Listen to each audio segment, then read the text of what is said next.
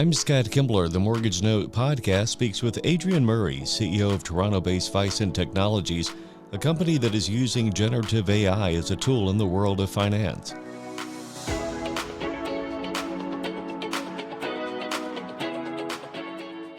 I understand that this is a company that specializes in the use of AI and applying it to automation. Tell me a bit about this technology and how Fisent helps companies incorporate and work with their customers. Fisent is what we call a company focused around the discipline of applied GenAI process automation. That discipline is relatively new. It's really the concept of taking uh, technology, generative AI technology, and applying it to process automation. So, in the context of most of our customers in financial services, what that means is being able to apply AI to understand and process unstructured content, typically documents, spreadsheets, emails, images that are coming in as part of a business process, maybe adjudicating a dispute or complaint, onboarding a customer, reviewing a claim.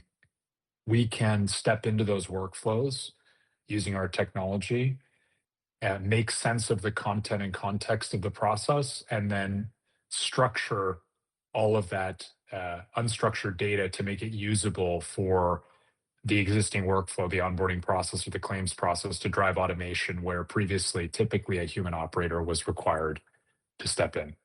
And I would imagine this is all done pretty quickly based on, how fast technology reads everything and reacts. That would seem to me to be a very fast process. Yeah, speed is interestingly, Scott, probably one of the most important value drivers that we bring to these processes. As you can imagine today, if say you part of your process is reviewing a contract, maybe in the mortgage space, you're reviewing a purchase agreement between a buyer and a seller, and that thing's 19 pages, and there's a series of data points and questions and validations you're trying to complete. It takes a human operator, some minutes or maybe more than that to complete that task, and AI can do that same thing in seconds with an even higher degree of standardization and consistency. So yeah, I would say a real kind of important value driver. And interestingly, wasn't what we thought was originally going to be where everyone was focused. I think our original thought process was, well, you don't need people, so everyone's going to be interested in cost savings, but actually speed, changing the duration and the effort associated with the process is actually a much bigger impact.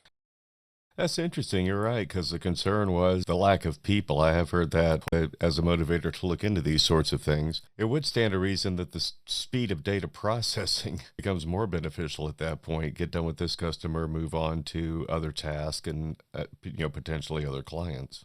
Yeah, and speed is interestingly something that it has a lot of advantages, but one of them in a lot of organizations is that can be a real revenue driver, right? If you can increase, say, time to onboard, time to fulfill an order, time to originate a loan, these sorts of things get you closer to generating revenue.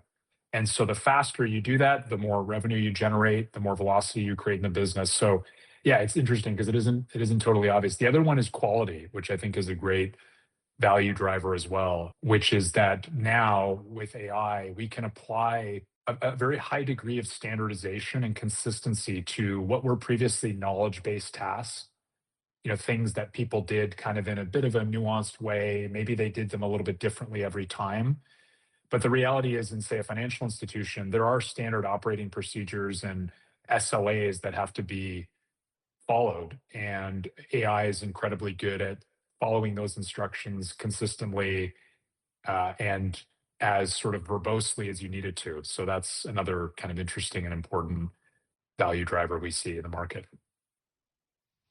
Now, we're at the Mortgage Note, of course, and I noticed on the background of your company as well that you do have a, a pretty deep-seated foot into finance. And we focus on real estate, of course, from construction, borrowing trends, special focus on finance with benefits to the borrower and the seller. What is your background and how did you get here? And how do you use this technology to sort of fit into the lending and finance landscape that that you're seeing?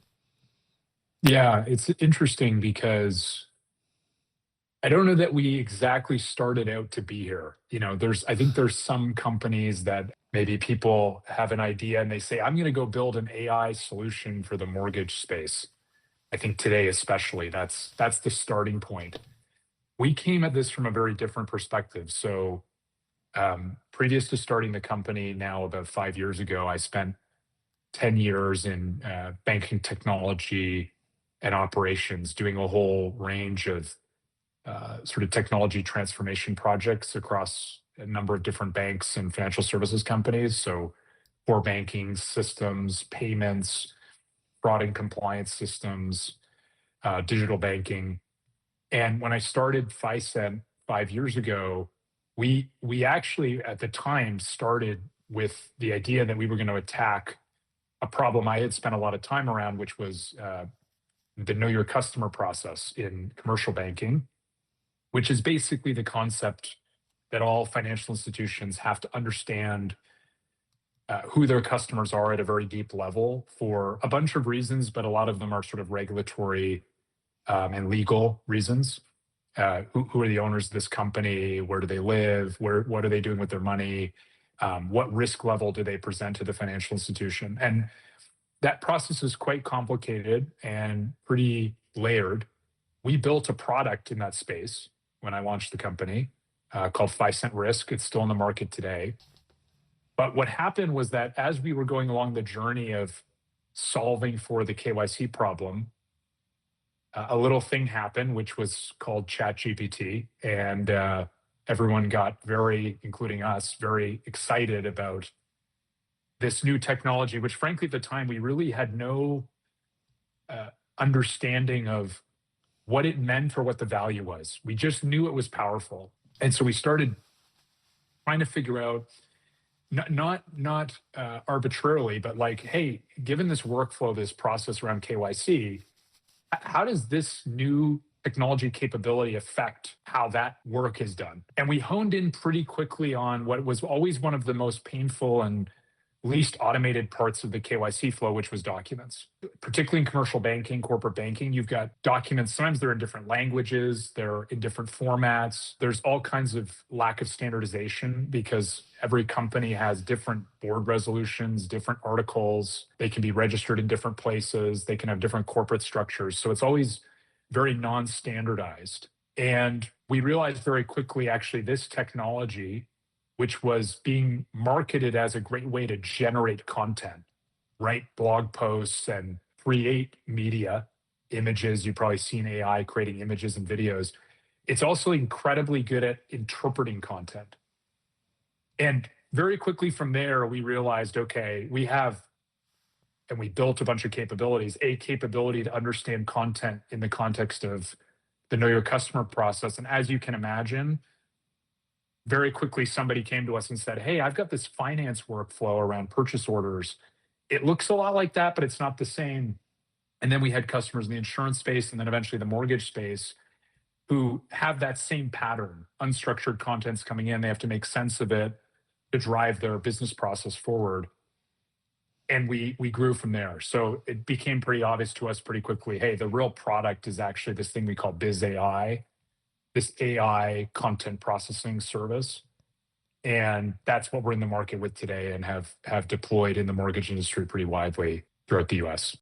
Today, all of our customers are enterprises. So we work directly with, companies across the spectrum, but including the Fortune 500. And we engage directly with them and typically work with their technology teams and their business teams to integrate Biz AI into their workflows. And a lot of that ends up being in the back office because, as you can imagine, claims, disputes, onboarding, loan origination, these sorts of things are actually primarily things that are run inside the organization. With that said, those solutions touch customers because if you want to go apply for a loan, typically that process might start with you filling out a form somewhere and providing some documentation about the loan. And then that's going to get shipped into the back office of one of the firms that are processing those loans. And they will go through the steps and stages that you don't see, to underwrite and board the loan and validate it and approve it ultimately. And that's typically where we end up sitting. Although I would say that interestingly, we had just our first customer a couple of months ago introduce us into a customer facing workflow where, as part of a client onboarding journey at a bank, when the customer is going in to the digital form and keying in their information, hey, I live here, this is my, identity document, so on and so forth. We're playing a role to augment that flow so that we can validate some of that information in real time and improve the customer experience such that they aren't waiting so long to have somebody in a back office get back to them a day or two later. They're actually getting some real time feedback and validation using capabilities from our service to ensure that their application is more likely to be processed successfully. So that's kind of an interesting, kind of cool use case that starts touching on customers, but a lot of the time we live more in the back office of these enterprises. Now, AI, it has been around a bit. You said your business plan sort of changed really fast when Chat GPT came out. But for many, it still kind of remains a scary term. It isn't going away. Can you help me understand a bit better and why AI and Fisent, why this sort of technology should be trusted, and what sort of things we Yeah, could be looking at in the years to come in this sort of thing? yeah. There's a lot there. So I think first of all, AI, and it's interesting today because we use the term AI, and most people, and I was just at a conference where they were having this conversation. Someone said, everyone's talking about AI. Um, Really, what we're talking about is generative AI today. So that's a type of AI. It's a form of AI, generative AI. AI itself, artificial intelligence, has been around for decades, and most people aren't. We're not paying so much attention to it because, for example, AI might have been used in a bank to detect fraud in a payment transaction and alert you so that maybe they can stop someone from using your credit card in a way that isn't appropriate, or to look at uh, pricing, a loan or another type of financial instrument. So there's AI models, statistical AI models that have been around for a long time and are pretty well kind of adopted and accepted, I would say, by just about everybody, whether that's regulators, institutions themselves, and even consumers in some cases. What's happened and shifted in the last 3, 4 years is this advent of generative AI, or these large language models. Some people have heard of that term. And the way most people experience this type of AI is through the application layer of chat. So Chat GPT itself is not actually AI, it's an application that lets you interact with an AI. And that's where I think for the first time, what was so powerful is that uh, sort of the general public, people that aren't in technology, were exposed to a way to interact with the technology that was very sort of intuitive. Most people have been on a chat, and so they can have a chat with this AI agent and have conversations and ask questions. But then that's also created, I think, Scott, some nervousness and uncertainty because sometimes you use these chatbots and you get the wrong answer, or um, you go off in the wrong direction, or whatever it might be. And one of the answers to the question that you posed originally is sort of tied up in that concept, which is um, most of the way people interact with AI today, when we're talking about generative AI, is in a productivity context. They sort of use it, they ask it questions, it does research, there's a back and forth between the human and the machine. Sometimes it's right, sometimes it's wrong. You have to really know what you're doing and be careful so that it can be a really powerful tool, just like a Google search, right? Where you can get great answers. You can also get really bad answers if you read the wrong Reddit thread, right? Right. AI is very similar. It's actually seeded with that same data. What we learned is that when you apply this in a very controlled context, where you control and constrain both the input, meaning you don't just have it do anything. You say, hey, I'm looking at something very specific right now. Here's a contract. And I have a very specific structured way of asking questions. And I only want a very specific set of answers in a certain format. When you add those constraints, you end up creating a very high degree of certainty and reliability and an ability to test and measure these systems in a very precise way. So I think that's important. The application is what I'm saying is very critical, how you use the technology and with what support and other technology around it. That's kind of what we do. But equally today, there isn't one customer we work with in production that didn't start or isn't actively employing techniques like human in the loop. Meaning human in the loop is this concept that it's like, we're going to let the AI help us, but we're not going to necessarily let it make decisions without people, or at least a really strong statistical basis that it's right. So a lot of the governance and control and compliance, there's been a lot of investment, both from the models, the hosts, the companies, the enterprises deploying this technology over the last 3 or 4 years that has really evolved where we are today into, you hear about these responsible AI frameworks, and all of our customers adopt those types of things as ways to make sure that they're using the technology in a manner in which it is controlled and responsible. But the reality is, it's, to your point, it's not going anywhere. It is incredibly powerful when harnessed correctly.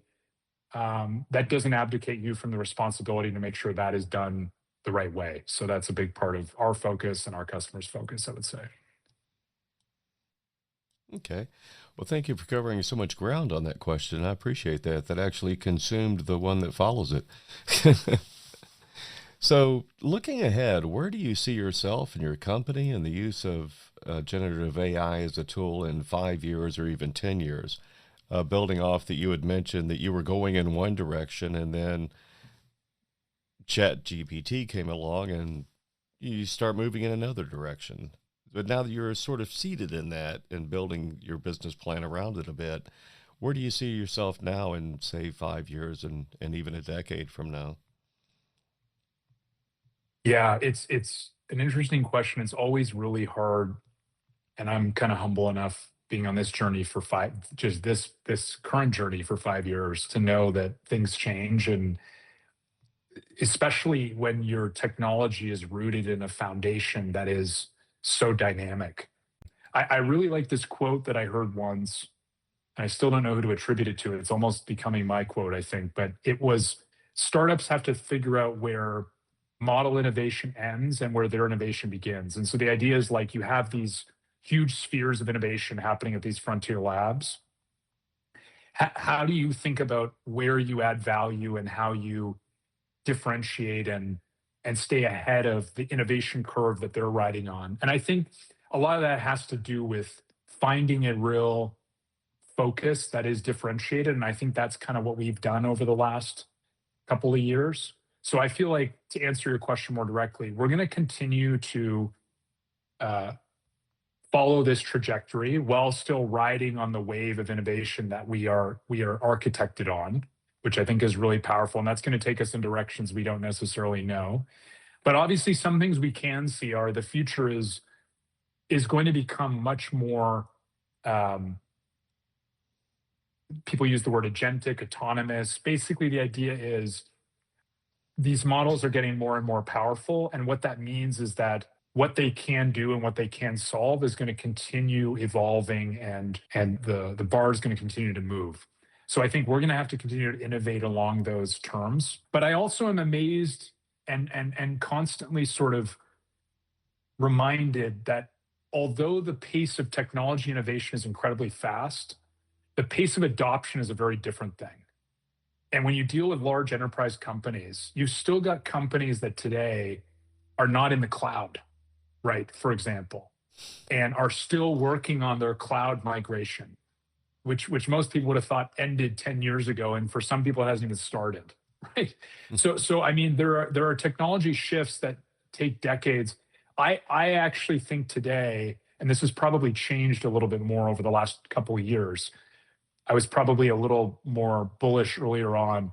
As we've adopted this in enterprises over and over, and we've seen what it takes, I think I've started to form a view that probably this isn't that dissimilar to what we've seen in the past. And we'll go on an adoption curve that looks a lot like what we've seen with previous technology shifts. That could be cloud computing, maybe even the internet itself. The value impact, the transformation in the way people work, in what's possible, in the ability for companies to become more valuable, that's going to be significant.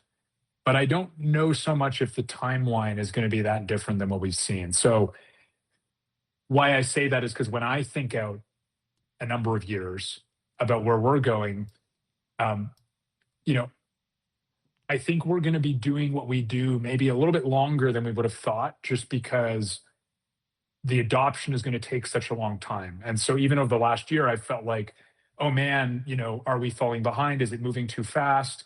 And then you get on the ground with, say, a financial institution in the Fortune 500, and you realize, no, we're still very, very far ahead, and they have a long way. Which means, hopefully, it validates what we're doing and extends our ability to do what we do for a very long time. So, I don't know if that totally answers the question, but that's kind of some of the ways I'm thinking about it. Actually, that answers the question really well. Why are you passionate about this use of the technology and the methodology? And what keeps you excited about your work? And most of all, what keeps it remaining personal to you? It's an interesting question because I can't imagine not being excited about this. The When I first interacted with this technology, like I described briefly, kind of in the earlier question, it was a moment of like, oh, I've just experienced something incredible, and I'm a technology kind of geek at heart, and I wasn't around during the advent of the internet or even really kind of some of the early mobile revolution.